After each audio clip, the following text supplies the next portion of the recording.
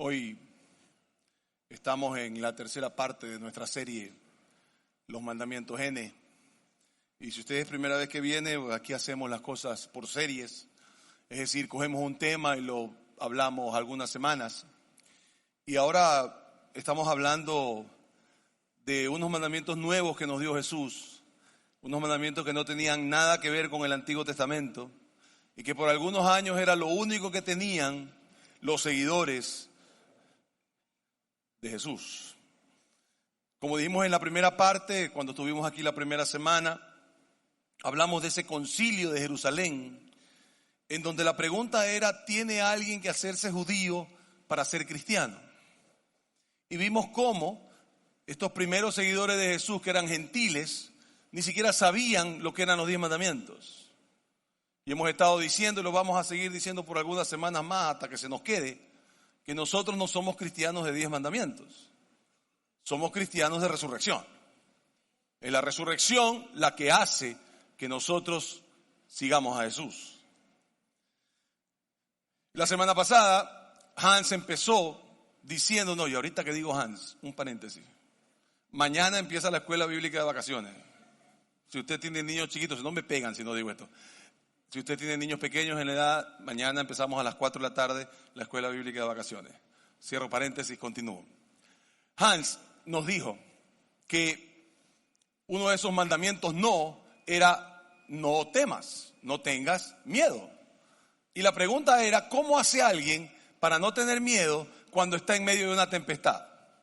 Si aquí medio tiembla y todos salimos en pijama corriendo. ¿Cómo hace uno para no tener miedo en esos momentos? Y claro, la razón o la forma de hacerlo es cuando encontramos y entendemos con claridad que si Cristo venció a la muerte, no hay nada que temer. Hoy vamos a continuar con otro mandamiento no, pero entendiendo claro que nosotros pertenecemos a la religión de la resurrección. Y estamos tratando de responder la pregunta, ¿qué hacía un cristiano del siglo I? Pablo todavía no había escrito, los evangelios no estaban escritos, y lo único que tenían era estas historias de Jesús y estos mandamientos de Jesús que eran impracticables hasta el evento de la resurrección. Porque ¿quién nos podía decir antes de que resucite Jesús, no temas? O otros no que vamos a ver, no tengas dudas. O no te preocupes. ¿Cómo que no me voy a preocupar? Cuando alguien le dice a usted no te preocupes, usted se preocupa más, ¿verdad? ¿O no? Pero es cuando Jesús resucita que uno comprende. No tengo que temer. No tengo que dudar. No tengo de qué dudar. No tengo de qué preocuparme. Por eso le hemos llamado a esta serie los mandamientos N. Porque son una serie de mandamientos no, pero no como los que tenemos en el Antiguo Testamento, sino de no hacer algo. Y también son mandamientos nuevos, así que son doble N. ¿No? Son mandamientos que Jesús nos está diciendo que debemos hacer o no hacer. Y lo que queremos preguntarnos en esta serie es, ¿cómo sería ser un seguidor de Jesús antes que existiera la Biblia? Cuando lo que tiene es solamente unos mandamientos que parecen impracticables. Cosas que parece que no se pueden manejar, como no temas. Fue cuando resucitó Cristo que se dieron cuenta que se podía no temer, no preocuparse, no dudar. Y otros dos no que vamos a comentar. El uno que es un gran no que vamos a comentar hoy día y otro que lo veremos en algunas semanas. De hecho, este no que vamos a hablar hoy día, que le va a parecer a usted imposible de hacer, es un no de lo que hablé ya un poquito de pasada en Navidad.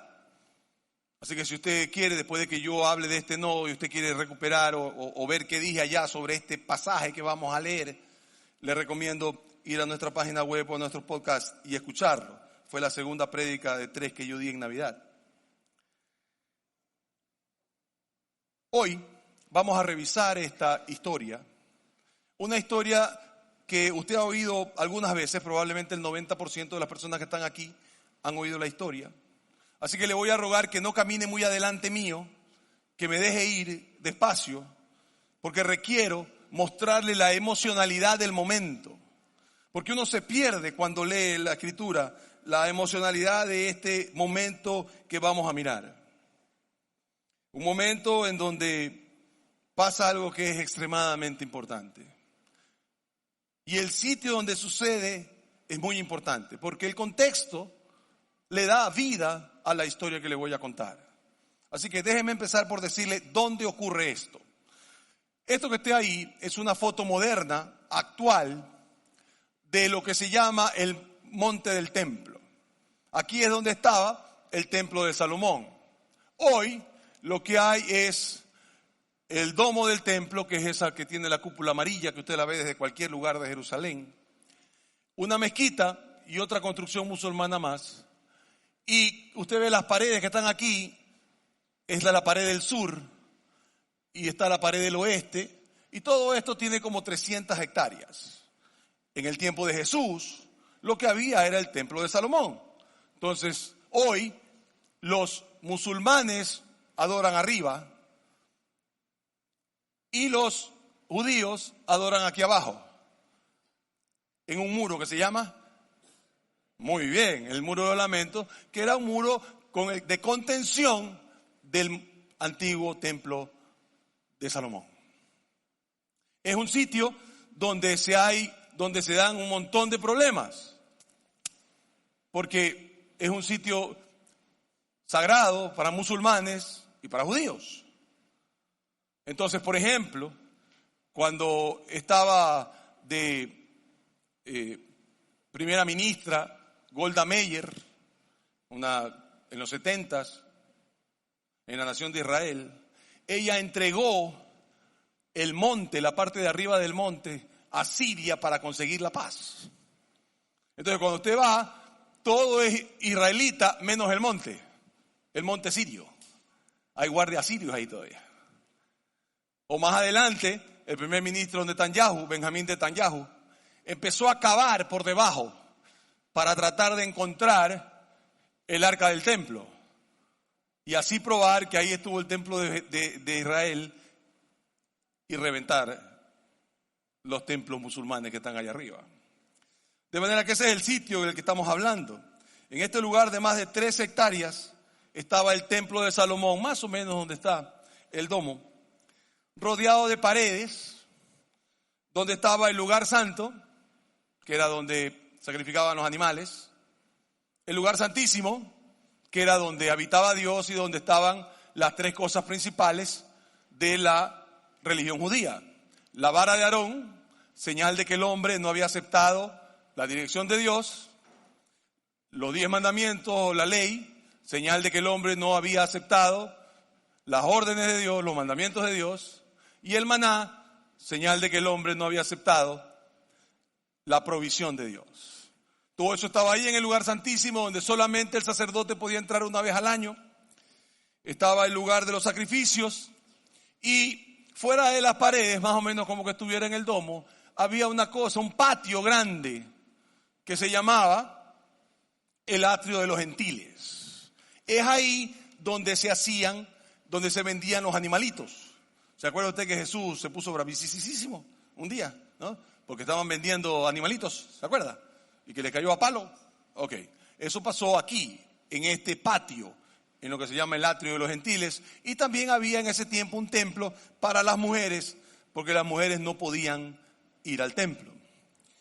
Era un lugar ruidoso, medio olorosito, olía a camal, si alguna vez ha estado en un camal, a eso es lo que olía, ¿no? Pero era el centro de la religión judía y donde sucede la historia que estoy a punto de contarles. La otra cosa chévere de la pared, de esta pared frontal, esta pared del sur, la pared es una pared de 300 metros, ponme la otra foto por favor, es las escaleras del sur. Por esas escaleras usted subía al templo con su animalito. Eran unas escaleras, y cuando usted las ve, son mucho más grandes que un escalón normal. Porque se suponía que el sacrificio empezaba cuando tú subías las escaleras con tu animal. Tenías que ir sacrificándote. Eran, si lo quiere decir así, las escaleras al cielo de los judíos. Ellos iban con su animalito, subían esto que era difícil de subir, pasaban la puerta, entraban al atrio de los gentiles, llegaban al lugar santo, entregaban el animalito, mataban al animalito y él, ya reconciliado con Dios, ya en paz con Dios, debido a que el animal había pagado por sus pecados, regresaba, pasaba por el atrio de los gentiles, volvía por la puerta, bajaba las escaleras del sur y volvía a su casa. ¿Está claro? ¿Alguna pregunta? No haga preguntas. Semana a semana, año tras año, los judíos hacían lo mismo. Iban con el animal a sacrificar, traían su pecado con ellos, lo dejaban en el altar, descendían libres de culpa con una relación con Dios restaurada. Y todo esto hace más significativo la historia que les voy a contar. Lugar sagrado donde Dios habita. Y ahí empieza la historia.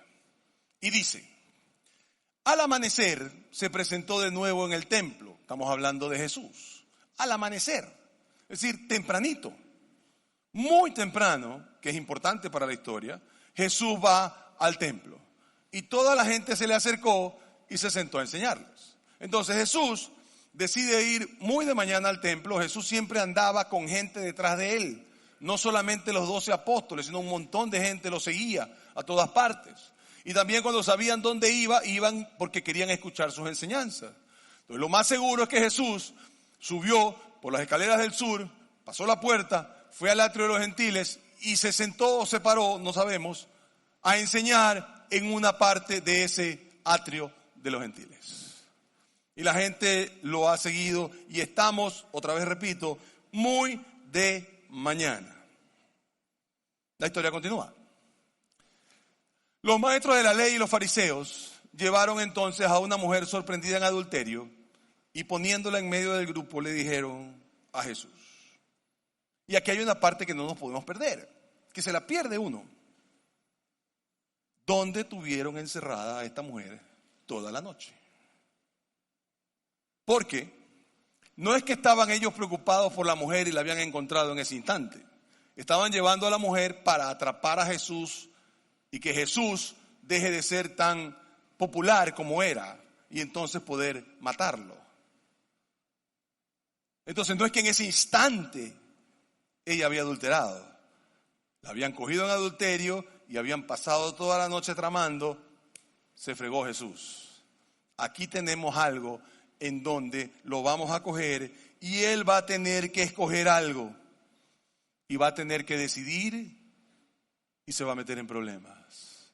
Agarraron a la mujer de la moña, la arrastraron por las escaleras del sur, la hicieron pasar la puerta y la llevaron y la botaron frente a Jesús. Imagínese la escena. Esta pobre mujer frente al lugar santo, frente al templo donde vive Dios, llevada por su pecado. Muchas veces ella había ido a dar un sacrificio, hoy parecía que el sacrificio iba a ser ella. Y dice entonces, maestro, a esta mujer se la ha sorprendido en el acto mismo del adulterio. Jesús, la hemos encontrado, no nos lo contaron, la hemos sorprendido en adulterio. Y por si acaso no lo sabes, estamos frente al lugar santo, ahí podemos caminar al lugar santísimo donde están las tablas de la ley. Este es un mandamiento, el que dice no cometerás adulterio, que está en Éxodo 20, es uno de los mandamientos top 10. No es cualquier mandamiento por ahícito. Es uno de los top 10. Y por si acaso, no solamente es uno de los top 10, sino que cuando tú le preguntas a todo el mundo cuáles son los 10 mandamientos, la gente se acuerda normalmente de 2. No mentirás, no cometerás adulterio.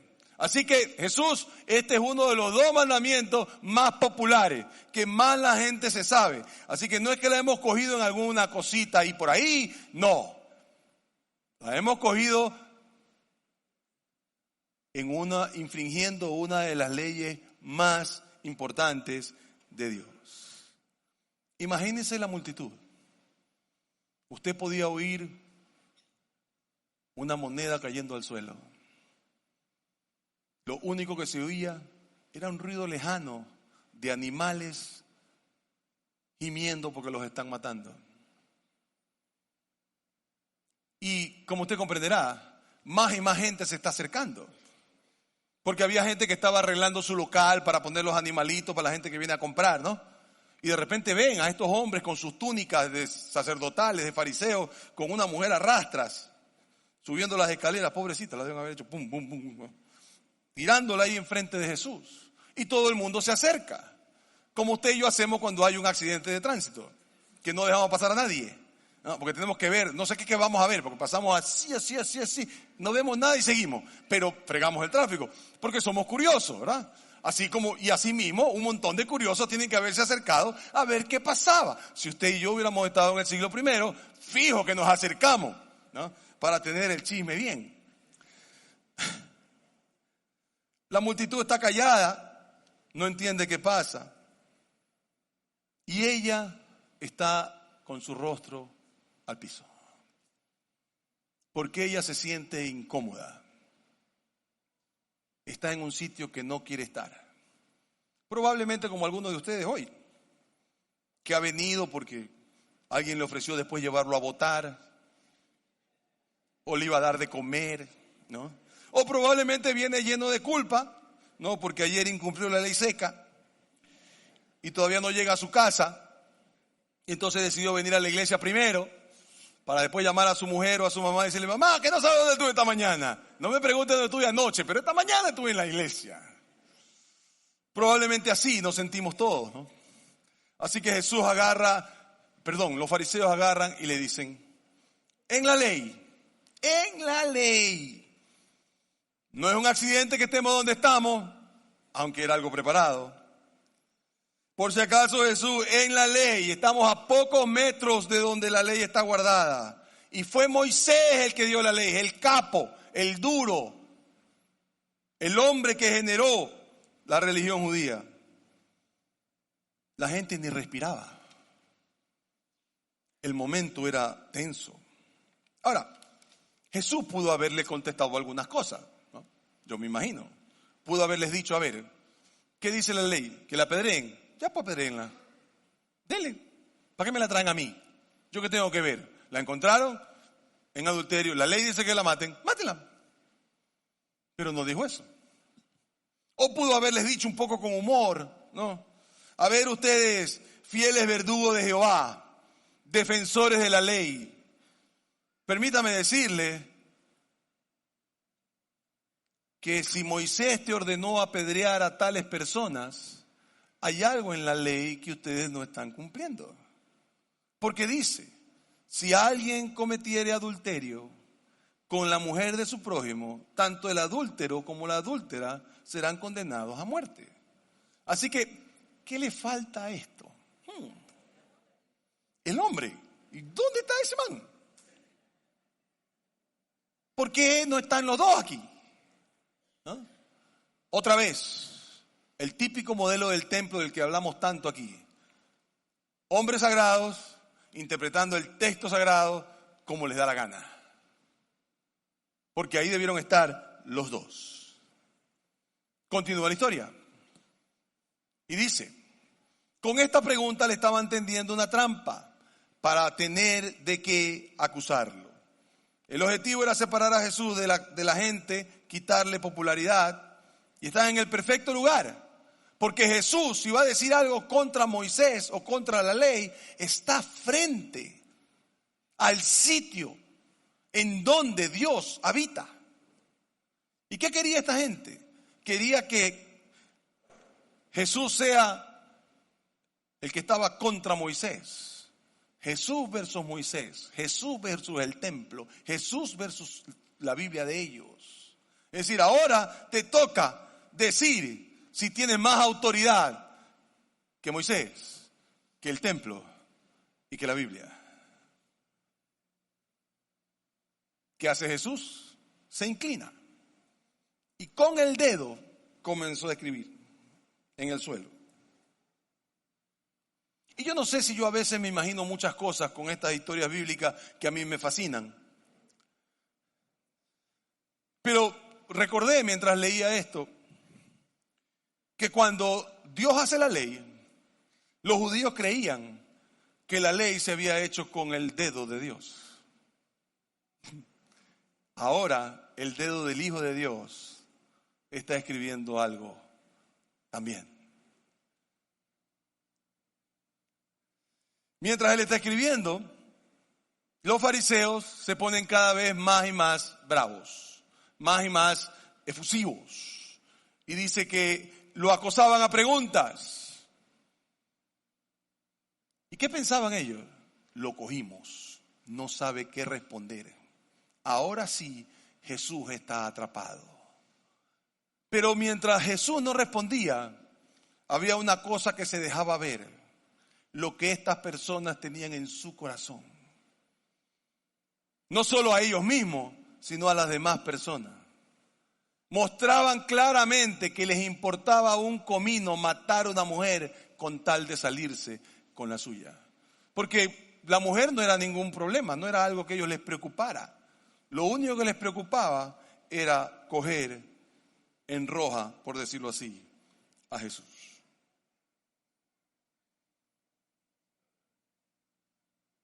Como ellos lo acosaban a preguntas, Jesús se incorporó y les dijo: aquel de ustedes que esté libre de pecado, que tire la primera piedra.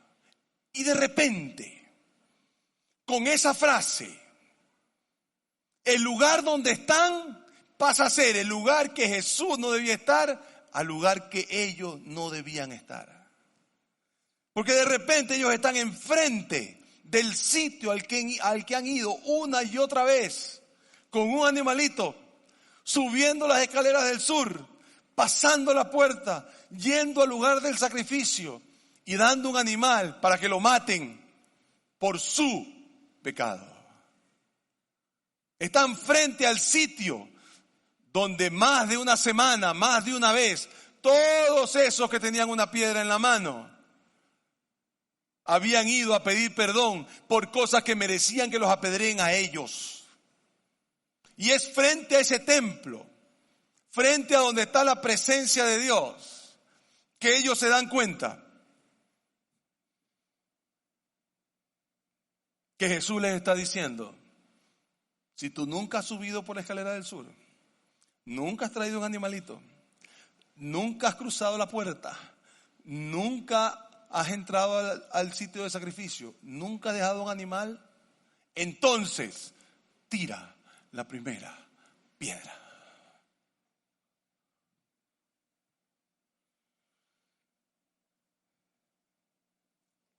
Lo paradójico de esto es que sí había uno que no tenía pecado, pero ¿sabes qué? No tenía una piedra en la mano. Y Juan 8:8 nos dice que inclinándose de nuevo, siguió escribiendo en el suelo. Y los estudiosos y los eruditos discuten en libros de libros qué es lo que Jesús escribía. Bueno, nosotros nos reunimos en el staff y encontramos qué es lo que Jesús escribió. Y esto es lo que él escribió: hay que ser uno para reconocer a otro. Hay que ser pecador para reconocer a otro pecador. ¿O no? ¿O es que usted no reconoce a otro mentiroso porque usted también es? ¿O a un manipulador porque usted lo es? Obviamente eso no es lo que escribió, ¿no? Pero nosotros reconocemos a la persona que es como nosotros ahí. Y por eso no sé si usted sabe que en psicología se enseña la teoría del espejo. A usted le molesta lo que otra persona hace igual que usted. Entonces, cuando usted esté odiando a alguien, piense si no es como usted. Tal vez lo sorprenda. El texto continúa diciendo, 8:9, al oír esto, se fueron retirando uno tras otro. Entonces, imagínese usted. Está con la piedra, esperando que Jesús diga: dele, muchachos. Y Jesús les dice: A ver, aquí estamos frente al templo. Si tú nunca has venido, dale. Dale. Y yo me imagino a esta gente con la piedra en la mano, mirando el lugar santísimo, mirando ese sitio donde hace pocos días habían venido con un animalito, subido las escaleras del sur, pasado a la puerta, llegado al altar, entregándolo para sacrificio y bajar por las mismas escaleras pensándose reconciliado con Dios. De repente tiene una piedra en la mano y se acuerda. Y lo que viene después en lo que nos escribe Juan es espectacular. No se lo vaya a perder. Comenzando por los más viejos. Claro, pues, porque el más viejo ha habido más veces.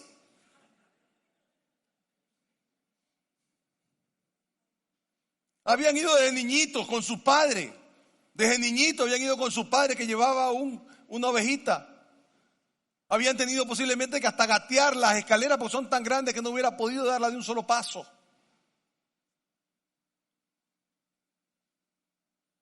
Y de repente todos ellos empiezan a acordar las veces que han subido y que han dado un animal por su pecado. Ahí es cuando usted entiende por qué le dice: el que no tenga pecado que tire la primera piedra. Fueron al peor sitio a tratar de provocar a Jesús. Bajan los primeros y dice que hasta que dejaron a Jesús solo con la mujer que aún seguía allí. ¿Se imagina? Están con la piedra. Jesús le dice: tírala si no has venido. Me empiezo a acordar, boto la piedra, paso la puerta, bajo las escaleras y me voy a mi casa. Teniendo claro que yo soy tan pecador como la mujer adúltera.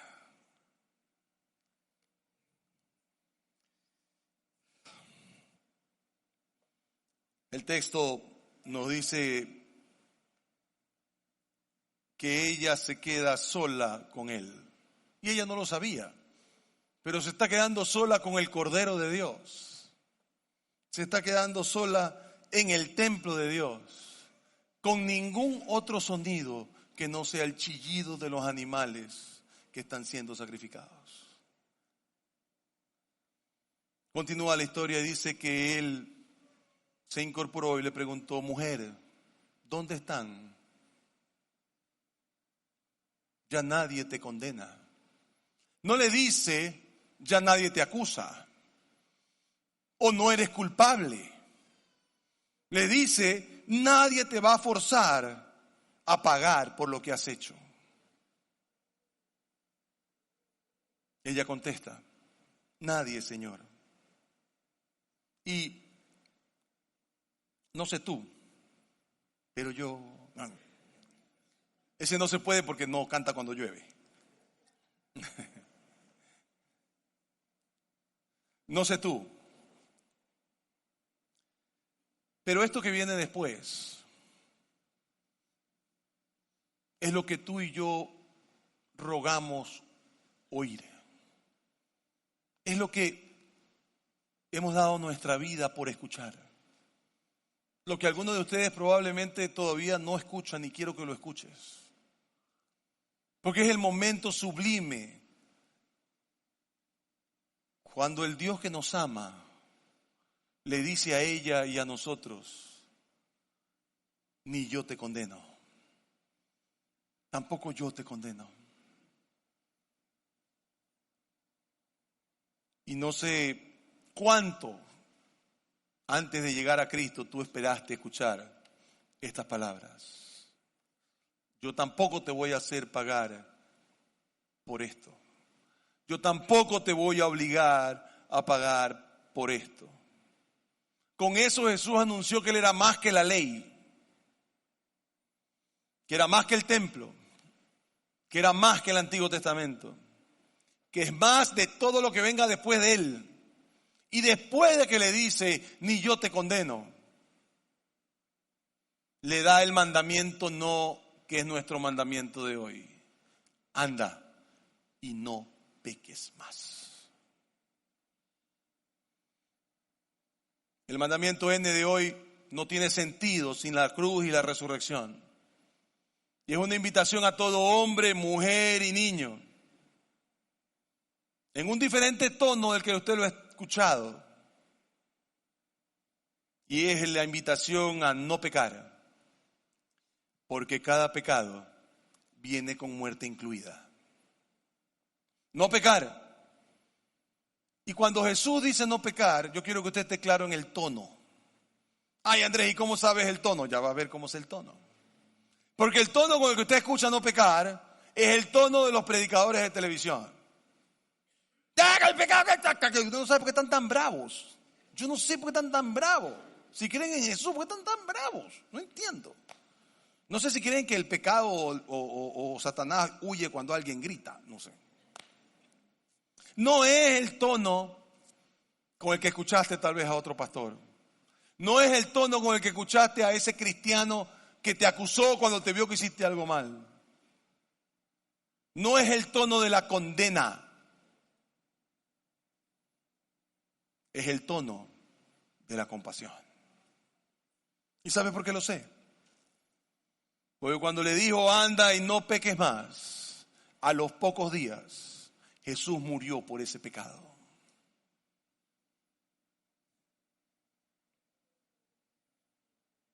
Porque todo pecado viene atado a una consecuencia. Y tú y yo lo sabemos. No sé si lo has pensado o no, pero cada vez que tú pecas, algo muere. Lo primero que muere es tu conciencia. No sé si te has dado cuenta. Cuando hiciste algo por primera vez, ¡oh, qué horror, qué terrible! Después de que lo haces un poco de veces, ya ni te importa. Ya tu conciencia, como dice la palabra, está cauterizada.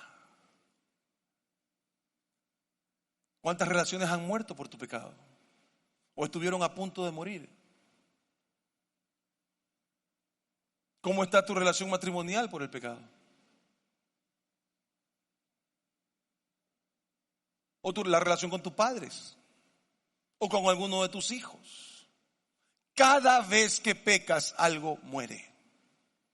Cada vez que pecas, va a matar tu dominio propio. Y tiene el poder para fulminar una cultura entera. Si no, pregúntale a los romanos. Roma es el único imperio que no ha sido destruido porque otro imperio lo venció, sino porque el pecado lo autodestruyó. Así que Cristo nos pide que vayamos y no pequemos más, que dejemos nuestra vida de pecado. Y Él es claro, Él dice, yo no necesito castigarte, ni condenarte, porque tu pecado ya te condena, tu pecado ya te castiga, tu pecado ya te ha hecho doler, o le ha hecho doler a gente a la que amas. Tu pecado probablemente ha matado tu reputación. Tenemos que entender que las consecuencias del pecado son la razón por la que Dios le urge a esta mujer a dejar su vida de pecado. Pero no se lo ordena, la exhorta, le ruega, anda y no peques más. Deja de morir despacio, porque no controlas el pecado. Y el pecado te está matando. ¿Qué otra cosa quieres que te diga un Dios que te ama? El Dios que te ama tiene que decirte, por Dios, deja de hacer esto que te hace daño, por lo que más quieras. Un poco después, Jesús muere por ese adulterio, por tu pecado y por el mío.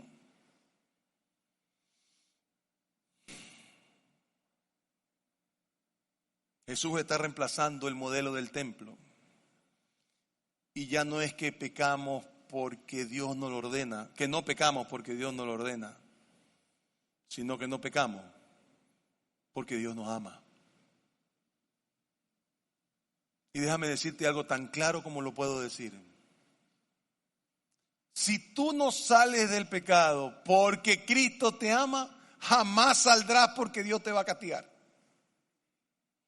Y yo sé que es lo que dice la gente. Ay, no hay que pecar porque hay que temerle a Dios y temerle a Dios y no sé qué y no sé cuándo. Yo estoy de acuerdo que tengo que temerle a Dios en el sentido de que yo soy una hormiga delante de Él. Pero el verdadero amor echa fuera el temor. Mis hermanos, mis amigos que están aquí, usted no va a dejar de pecar porque Dios lo va a castigar. Usted solamente va a dejar de pecar cuando entienda el amor de Dios por usted, que murió por usted, porque el Padre Celestial lo ama.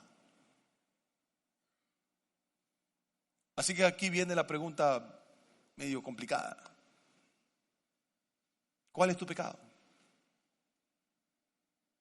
¿Cuál es tu pecado? Si el mandamiento es que no peques más, no es que no peques más porque la Biblia dice o porque Dios te va a castigar, sino porque el pecado te va a matar y ya Cristo murió por eso.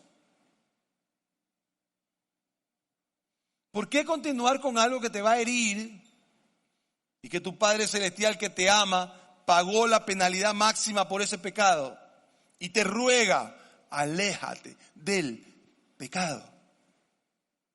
Y yo sé lo que usted me va a decir. Andrés, pero eso es muy difícil. Claro que es difícil. Porque es más difícil salir de algo que entrar, pues. Usted entra a droga facilito, pues salga pues después. Usted entra a una relación que no está bien, facilito, pues salga pues después. No es fácil. Pero a menos que nosotros dejemos nuestra vida de pecado, nosotros vamos a seguir destruyéndonos.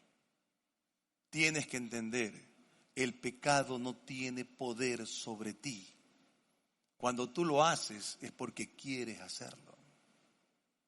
Y si comprendiéramos el amor de Dios por nosotros, es que yo no peco no porque Dios me va a castigar. No peco porque no quiero hacerlo llorar. Dios sufre cuando ve a sus hijos autodestruirse. ¿Usted cree que Dios está feliz con todo lo que lo ama? De que usted simple y llanamente tire su vida por la borda porque no puede controlar algo. Yo no sé usted, pero a mí, la imagen del Dios con un palo, barbón, ¿no? Para darme palo, que es el que me enseñó mi mamá, porque pobrecita no nos podía controlar. Entonces, Dios te va a castigar. Y si me pegaba, ya viste, Dios te castigó. Entonces uno andaba con cuidado con el barbón. ¿Qué tal si en vez de decirle eso a nuestros hijos, le decimos, Dios no te va a castigar, pero el pecado te va a matar? Y el Dios que te ama,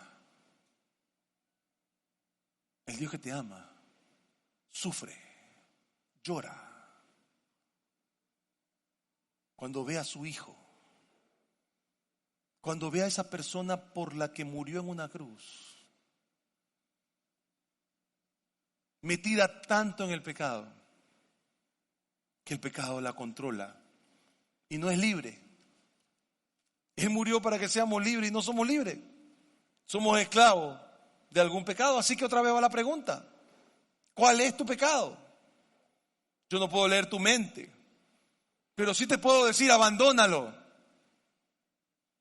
Sal de esa casa. Regresa a tu casa. Confiésalo. Deja de ser esclavo del pecado y por favor, no peques más. Y por cierto, de una vez, abro un paréntesis rapidito, ya que tengo tiempo. Padre de familia, por lo que más quiera, por lo menos explíquele a su hijo que esa canción, si no me acuerdo, no pasó. Es de horror. ¿Usted la ha oído? ¿O solamente canta? Sí, no pasó. No, óigala. Y además, por favor, explíquele a su hijo que cuando uno peca, uno no se olvida nunca. Que lo que más nos acordamos es de las cosas malas que hacemos. No nos deja jamás. Nos acordamos de por vida. Usted se acuerda todavía lo que hizo a 30 años, 40 años. Tanto que damos gracias, lo vio. Porque en nuestra época no había redes sociales. Y entonces ninguna de las idioteces que hicimos ha quedado registrada. Pero por favor, tenemos que hablar contra esa canción. ¿Qué es que nos está pasando? ¿Cómo que si no me acuerdo no pasó? Y encima está brava. Oiga la canción. Encima de traicionera brava. Usted jamás se olvidará de los errores garrafales que cometió. Lo máximo que puede hacer es aceptar el perdón de Dios y dejarse de culpar. Pero olvidarse, si no me acuerdo no pasó. Ay, Dios mío, ¿por qué no me dice una tontería peor? Cierro paréntesis porque no tiene nada que hacer con esto, pero no me puedo quedar con eso metido. Me hace daño tener eso aquí. Confiesa tu pecado. Tu Padre Celestial que te ama y que nunca puedes dudar de su amor porque su Hijo murió por ti, te ruega, te exhorta, deja tu vida de pecado. Ahora déjame terminar con algo que a mí me parece interesante, espero que a ti también. Cuando tú vas hoy a Jerusalén y quieres subir por las escaleras del sur y hacer lo que hicieron los judíos en el tiempo de Jesús, y sin animalito, porque no te van a dejar subir con un animalito, ¿no? Empiezas a subir las escaleras del sur. Cuando llegas a la puerta, esto es lo que vas a encontrar. Ya no puedes entrar. Le han puesto pared a todo. Pero ¿sabes qué? No necesitas entrar. Porque ya Cristo pagó. No necesitas ir por las puertas del sur. No necesitas ir por la escalera del sur, perdón. No necesitas entrar por la puerta. No necesitas llevar un animalito. No necesitas matarlo. Porque ya Dios está reconciliado contigo. Y si esa realidad no te hace abandonar tu vida de pecado, nada lo va a hacer. Nada. Ni siquiera una enfermedad. Pero es el pensar, el sentir, el entender que mi Padre Celestial me ama tanto, tanto, que como dice Philip Yancey, Dios tomó un gran riesgo al anunciar su perdón por anticipado. ¿Ah? ¿O no? ¿Qué riesgo tomó? Antes de que nosotros siquiera naciéramos nos dijo, estás perdonado, estás perdonado, estás perdonado, estás perdonado. Todos estamos perdonados. ¿Cómo voy a responder a ese amor? Es que la ley a veces no. Voy a responder diciendo, si mi Padre me ama tanto, como dice Juan Luis Guerra, entonces voy a responder a ese amor como debe de ser. El amor de Dios debe hacerme dejar de pecar. Y si no lo logra, el castigo de Dios tampoco lo va a lograr. Así que tu Padre Celestial que te ama y cuyo amor nunca puedes dudar, te exhorta, te ruega, te pide, no peques más. Deja tu vida de pecado. Póngase de pie, vamos a orar.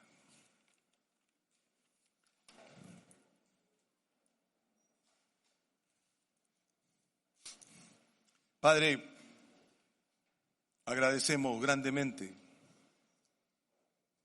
el poder escuchar esta historia de esta mujer que lejos de ser condenada pudo ver tu amor. Y cuando vio tu amor, tú le pudiste decir un mandamiento que resulta extraño a menos que tú hayas resucitado: no peques más. Hoy, Señor, nos encontramos con ese mandamiento y te decimos, no sé cómo lo voy a hacer, pero lo que sí sé es que tú me amas de tal forma que cada vez que lo vaya a hacer, no me voy a acordar que tú me vas a castigar. sino de cuánto me amas. Señor, permite que las personas que están aquí, que yo nos acordemos cada vez cuánto nos amas, cuánto te costó nuestra vida. Y que sea ese amor, Señor, y solo ese amor, el que nos lleve a ser más como tú y menos como nosotros. Gobierna nuestras vidas, llévanos a nuestra casa con bien y quédate con nosotros, porque solo cuando tú estás con nosotros puedo realmente no pecar más. En el nombre de Jesús. Amén y amén. Muchas gracias. Voten por su candidato de su preferencia y nos vemos el otro domingo. Bendiciones.